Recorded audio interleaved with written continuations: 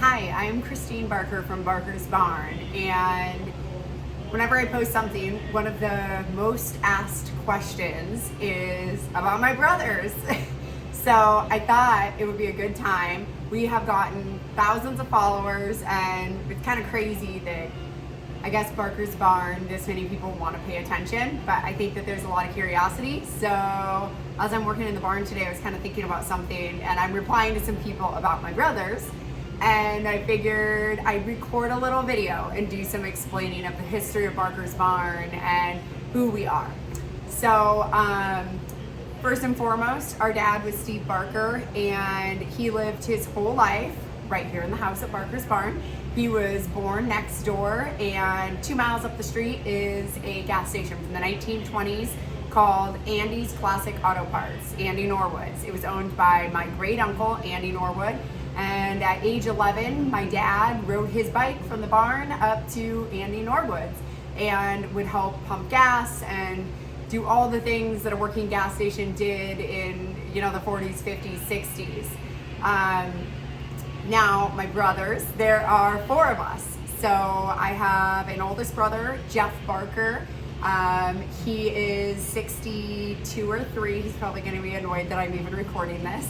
And then he has a younger brother, Tallis Barker.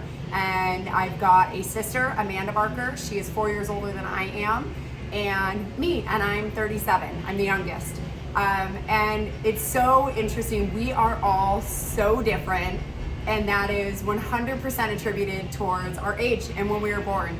I think we probably all have complaints, right, about how we were raised, but we really were raised so different. So everybody always asks about Jeff, and he is the oldest, and he was born when my dad was fairly young, and life was just so different. My dad worked full-time at Andy's Auto Parts, and Jeff knew Andy, and that was his everyday life. I think there was probably a really big expectation of being the son in the family, probably the first son too. So the expectation of how you worked and the value of work was a lot different. He worked every day at Andy's. He knew Andy very well. I won't speak for him because I don't know, but life was a lot different. And Tallis Barker, my other brother, was born 10 years after Jeff. And they both worked at Andy's. Life was truly so different. My dad was in the height of his career in between 1960 and 75 or 1980, mid 80s. I wasn't born until 88, so all of that happened before I was born, but geez, Andy's was a thriving gas station. People really respected Andy Norwood. There are so many families in the community that have the story of, they grew up as a family going in and getting gas and groceries and you name it from Andy. Andy was a really good man to so many different families, and my brothers would pump their gas. My dad would pump their gas. And when Andy passed, it is interesting. My dad, I think, did everything that he could to figure out how to keep the gas station going. And that was really difficult, especially in a time where the laws and regulations were changing, and I think in 91, you couldn't have above ground tanks anymore, and that's when he stopped pumping gas. So yes, my brothers are still around. We see them often. I think they've probably already put in their hard work and years of contributing to Andy's and doing what they can to do their part, So anyways, I just wanted to come on and share a little bit about the history. When my brothers were younger, my dad really was extremely well known, and the cars were around, and it was a really exciting time. By the time my sister and I came along, truthfully, there was no money, and the height of my dad's career and racing had kind of come to a halt, and that took a lot of money, which my dad didn't have. So we grew up at Andy's every day. Just my dad was sorting parts and trying to figure out a way to make a buck, and he spent his whole life trying to do whatever he could, even if he was dead broke, to keep these cars and to keep going on the projects. And just like when Uncle Andy died, my dad did whatever he could to keep things going because he was sentimental about it.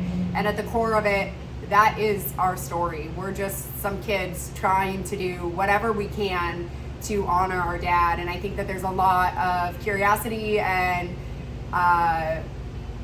fascination maybe around Barker's Barn and who we are and what we do. And really that's all it is. We're just some kids that our dad passed away, and we're trying to keep the things going that he loved and doing whatever we can to honor his legacy for two places that we really, really cherish. And we're trying to do whatever we can to bring them back to life. And the truth of the matter is we all have jobs, and my sister and I have kids, and whatever time we get, we're just trying to preserve the gas station. My brother Talis, he actually runs a fabrication shop out of Andes. So he's there most days and, loves working on trucks and doing metal work and different cars. It's so fun to see him contribute in his own way to bring cars back to life and be able to pick his brain when I have a question.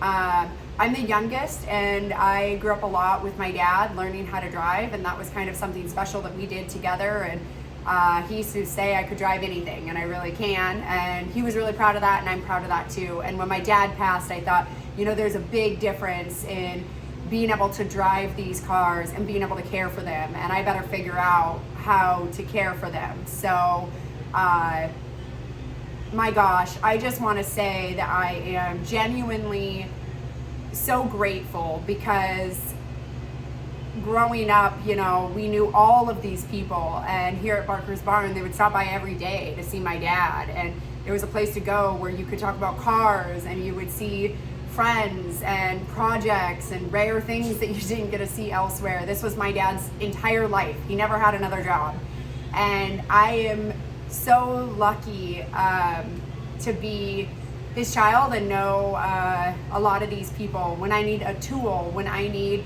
advice, when I need, I every day there are 8 to 10 phone calls with my dad's friends, and I need everything from, I don't know any of the terms, I don't know how to do anything. I've certainly learned a lot, but I came into this knowing nothing. And then there's a huge aspect that I cannot replicate anywhere else and can't be replaced, which is the history. Yesterday I called up Bill Victor and was like, I've got 5 sets of front springs. What's the deal with each one? And he was like, okay, here's the years that they were on the car. Here's why. Go get this picture. It's upstairs. I have people that call me and tell me where parts are. I'm so lucky to be able to just be a phone call away from all of these people, many of which are just a legacy in their own. And it's funny because I recognize them as just true friends of my dad's and people that we grew up around, and I'm very sentimental about for really minor things. On Tuesday nights, there's certain people that would bring me milkshake, shout out to Brewer, or whatever it is, or John Mounts with his white cheddar popcorn and a real treat for a Coca-Cola. He'd always come down here, and these people turn out to be really big in the car world, and I'm so grateful that I just get to call them and ask questions, and that they're supportive and that they care about me, because that's a really, really big deal. So all this to say that we appreciate everybody's support. If you've made it this far, a lot of people do ask how they can support us, and it takes a lot of money to do these projects, our own money that we earn from jobs, and we're trying to restore the gas station, and that takes a lot of money. We're trying to figure out a way to keep everything, and I think that's what's so unique about our story is, most of the time somebody passes away and their kids don't care, or somebody wants to sell something, and we want to sell nothing within reason. If it meant something to my dad, we want to keep it. It's really important to my sister and I, and we want to preserve that legacy. And so anyways, people have asked how they can support us. We do have a YouTube channel, Classic Car Sisters. If you can subscribe, it's a big deal to us. Eventually, we hope it turns into something, and we're trying to be more transparent about our projects and share everyday updates, because there's a lot of interest in it and history, and it really is an honor to be able to bring these projects back to life, especially because they are a part of the local Pacific Northwest drag racing community and history.